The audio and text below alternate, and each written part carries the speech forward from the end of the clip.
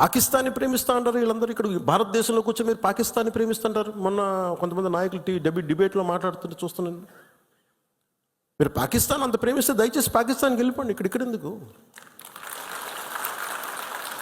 పాకిస్తాన్ మీద మీకు అంత ప్రేమే ఉంటే ఇది మాట్లాడుతున్న పని ఏదైనా వీళ్ళందరూ కూర్చొని కాంగ్రెస్ నాయకులు వీళ్ళందరూ కొంతమంది ఎమ్మెల్సీలు కూడా ఉన్నట్టుగా అనిపించింది నాకు చూస్తుంటే. ముఖ్యంగా సౌత్ నుంచి ఉన్నారు కొంతమంది సీనియర్ కాంగ్రెస్ నాయకులేం. కాంగ్రెస్లోనే విభేదం ఉంది.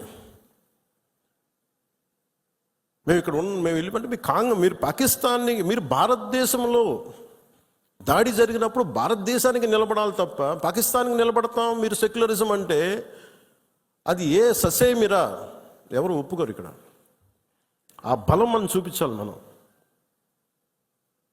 ప్రాణాలు పోతే తిరిగి వస్తాయా? ఆయన ప్రాణాలు పోయినాయి. ఆయన బిడ్డల పరిస్థితి ఏంటి? ఆయన భార్య పరిస్థితి ఏంటి?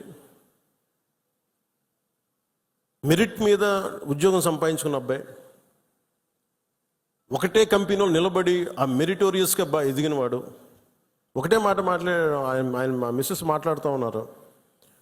మాకు ఏం ఆశలు లేవు సార్. మేము సింపుల్ ఒక చిన్న మిడిల్ క్లాస్ ఫ్యామిలీ.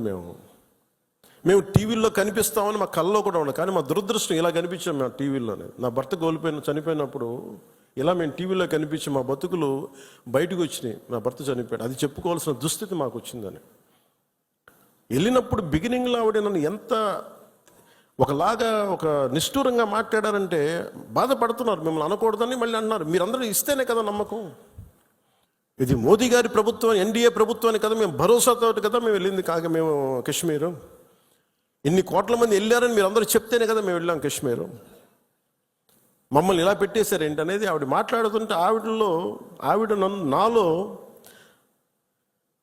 మొత్తం భారతదేశ ప్రభుత్వాన్ని చూశారు ఆవిడ. నన్ను ఆ తిట్లు నేను తీసుకున్నాను. ఆవిడ సారీ చెప్తున్నారు కానీ నాకు అర్థం లేదమ్మా, మీరు ఎంత తిట్టాలో తిట్టను, ఏం పర్లేదన్నాను. మీ కోపం ఎవడో ఒకరి మీద చూపించాలి. మీరు కోపం మా మీద చూపించండి, పర్లేదన్నా. అంటే ఇంత దారుణంగా ఉంటుంది. నేను అనేది ఏంటంటే మనం నువ్వు ఏదైనా సరే